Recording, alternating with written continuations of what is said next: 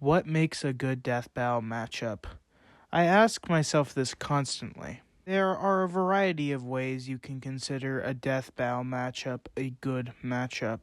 From comparing characters' abilities to each other to having similarities between the characters, usually a mixture between the two, or simply because the matchup is fun or the characters have actually met in some way. There is a lot you can go off of. From legacy to just simply just screwing around with a matchup that actually has good ideas. You can have an opinion either way on a matchup, and overall, the concept of a good matchup is really up to the person viewing it. Death Battle has gone over a large amount of matchups, almost 200 of them. Most of them work well with the characters they're using and are most of the time their best matchups. However, sometimes they can mess it up. But when it comes to their newly arranged and confirmed Kickstarter matchups, most of them follow under the same trend. However, you could argue some characters did have better matchups. But out of all of the Kickstarter matchups, one has changed the most to me. Going from a matchup I didn't care for in the slightest to outright my second favorite one on the entire list, and being one of the most interesting ones to talk about to people, in my opinion, compared to most of them. This being Mahito from Jujutsu Kaisen versus Shigaraki from My Hero Academia. And I'm here to say my opinions on this matchup and why this one in particular is so special to me. Let's begin. Let's start off with how I even learned about this matchup in the first place, and it was actually the Kickstarter itself that revealed to me the matchup. You see, when the Kickstarter was first announced and talking about the first 4 episodes that could be funded for the $75,000 there, I was really interested of what they were going to do after the Kickstarter. And then they revealed Kratos vs. Azura as one of the Kickstarter matchups that they would do afterwards for one of the stretch goals.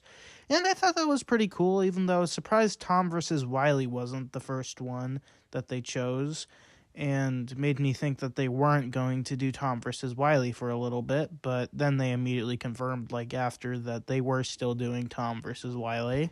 And then the next stretch goal was a rematch of your own choice, and I thought that was awesome.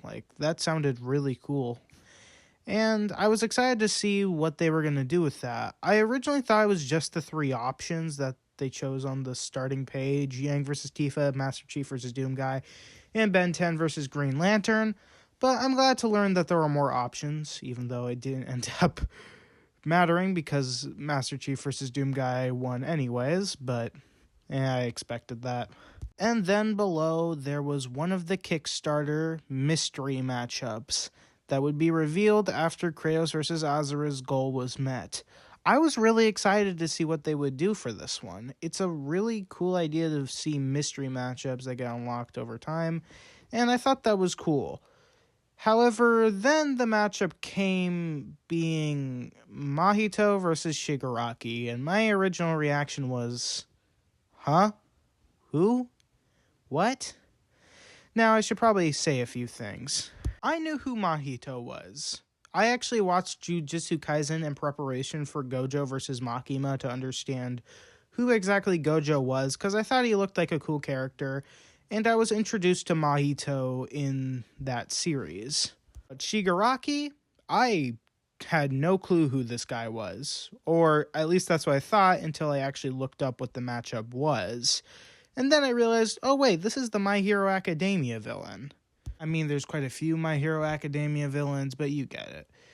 Yeah, I did not recognize him at first, but then obviously after I did. And at this point, I had not seen My Hero Academia, and my first thoughts were who on earth asked for this matchup? I had never heard of it until now, and I was I mean, yeah, I get them liking anime characters, but it wasn't even a death battle cast, and I was being exposed to this for the first time. And then I actually thought about what these two characters could do, and I was like, oh, it's like a one-touch fight where the person who touches the other wins. But then I was like, okay, isn't this kind of a stomp? Like, how exactly is Shigaraki supposed to do anything here? He has to touch Mahito, and he's not exactly that strong. Little did I know that Shigaraki was a lot more powerful than I was giving him credit for. Because, again, I had not watched My Hero Academia at this point, and I didn't know Shigaraki had, boosted to a massive amount at this point. So I actually started looking up videos after the Kickstarter ended of this matchup, and I was like, okay, what is this matchup? I'm pretty sure Mahito wins, but then I actually watched videos talking about the debate, and it was actually mostly favored towards the other character, Shigaraki. Then that's just when I realized how big of a stat difference these two had. But we'll get into that a bit. My opinion has changed a lot over the time about this fight. Again, it started as a matchup I was confused why I was even there, and then it just got more and more intriguing to me. In fact, this actually inspired me to watch My Hero Academia for the first time. And now that I've gone through the entire series, it is a pretty solid series. Yeah, it has some downs, and I'm way more invested into the villain side of things, but Shigaraki is one of my favorite characters ever now. I absolutely love Shigaraki. He's both tragic yet completely sadistic in some ways. And I kind of understand him, but at the same time, he's not you don't exactly agree with him, but you just can't help but respect the guy. He's awesome. But back on my thoughts on the actual matchup itself, do I think that this is the best matchup for both of them? Honestly, I would not say so. I think these two characters are really similar in a lot of ways, and their dynamic is really interesting of how they play off each other. One being a way more aggressive character, while the other messes around more often, but overall does take things seriously when they need to. I think this is an absolutely interesting part, especially when their abilities are so similar yet so different at the same time. Shigaraki has Decay, which anything he touches basically turns into ash instantly. Just disintegrates, basically. While Mahito has Ideal Transfiguration, which allows him to basically bend the shape of their soul to transform them completely, rather into creepy creatures and deformed people to just straight up making them explode. Him touching them, he basically controls the aspects of their body. Not to mention, they also have other connections. Both were blue-haired. Both have basically a scratchy or stitched up palish body. I know these are just physical appearances, but their physical appearances are very similar to each other. But both have goals of the betterment of their society in their own ways by basically destruction and chaos. And they're also not the main villain of their series, or not portrayed as the main villain. Shigaraki absolutely becomes more of the main villain in the later parts, but they're not the most intimidating source of power until Shigaraki later basically becomes the strongest character in My Hero Academia, but you get my point. They're more similar than just powers. And that's where the debate comes in. Who do I believe wins this matchup? This is where things get interesting, because I actually don't think it's as simple as a lot of people think it is. Shigaraki is massively stronger, more powerful, and overall has more abilities. And he's seemingly just has a lot more going for him, but that's where things get a little trickier. Mahito's regeneration helps him regenerate from pretty much any damage, and as long as his soul is still around, then he's just going to keep regenerating back until he's out of cursed energy. Not to mention, Shigaraki can't really see Mahito since he's not a being with cursed energy. But honestly, he does have counters for this. He does have an ability that allows him to sense danger, and the fact he can see souls in a sense, like vestiges, which aren't really souls, but they're pretty similar, and it does mean he could probably detect any like tampering with his soul. But still, it doesn't mean he can do much to Mahito when he's not exactly gonna go down very easily, since he most likely could just regenerate from every attack he does.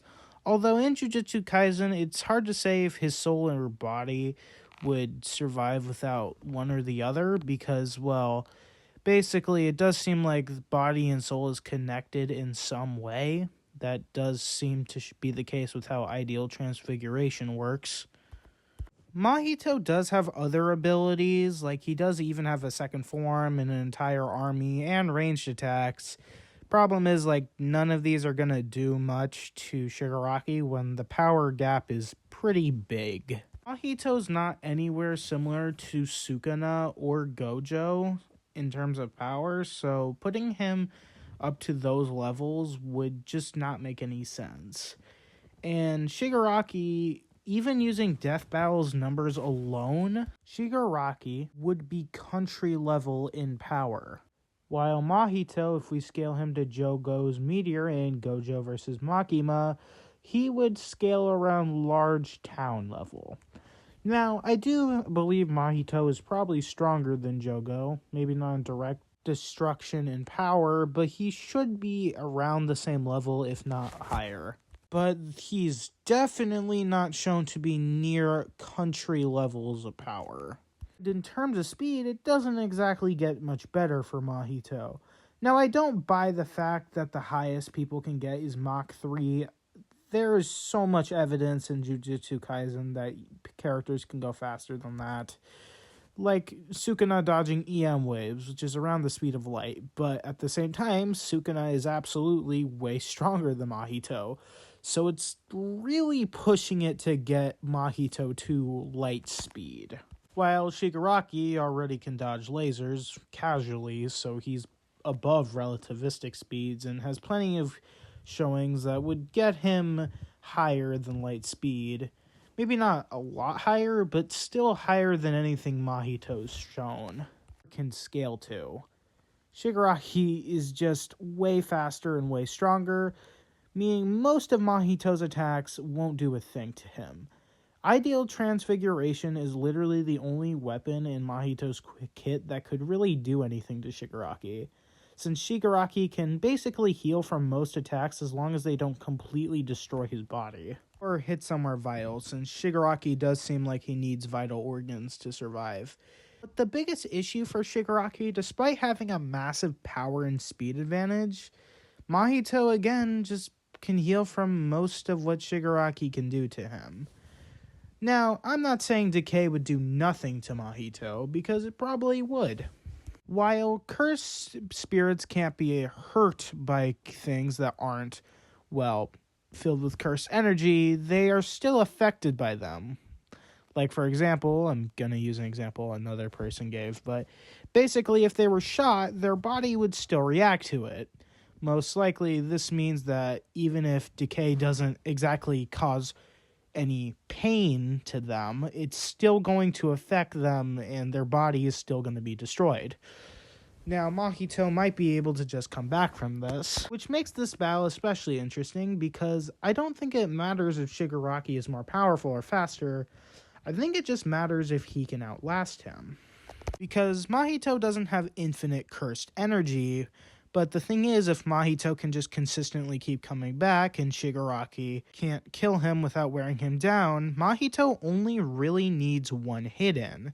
And that's even more shown by his ability, Self-Embodiment of Perfection, which is his domain which basically guarantees him a hit. If the opponent is caught in the attack will not miss. Meaning he has the perfect answer to Shigaraki, and Shigaraki wouldn't be able to avoid it. Well, that would be the case if Mahito could even get him in the domain, and the domain can still be broken out of, since, well, Yuji, even before he had any, genuinely really powerful abilities, was able to break into it just by crashing into it. So I actually don't have any doubt that Shigaraki could just power through it using decay. if Mahito doesn't immediately go for the attack, and Shigaraki is still faster, so it's more likely he's going to strike first. That's to say if this would even work on Shigaraki in the first place, since, well, domains don't usually work on people without cursed energy, meaning that this might not even do anything to Shigaraki at all. Not to mention, Shigaraki is no stranger to having his soul tampered with and reshaped. I mean, he literally has All For One trying to constantly warp him and fuse with him constantly, trying to change Shigaraki and make them fuse as one being. Not to mention, Tomaru is actually buried in his body in a place where even All For One can't get to. So who even knows if Ideal's transfiguration will be able to hit him? Not to mention, Mahito would have to go for the kill immediately. I mean, this might not even matter in the case of a death battle, but if Mahito tried to reshape Shigaraki instead of just making him blow up instantly, that's not gonna work. Shigaraki, even without powers, can meld his body in many ways, so transforming him isn't going to do much. Mahito would have to immediately go for the kill, which I think he probably would do in this situation if he knew this character couldn't be killed any other way.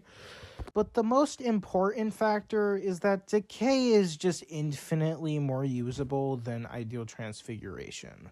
Now, yes, Ideal Transfiguration is way better of a confirmed one-shot move than Decay, since Death Battle might say that Mahito could just regenerate from Decay. But the thing is, Decay doesn't require Shigaraki to touch Mahito. All he has to do is touch the ground, and that will disintegrate Mahito.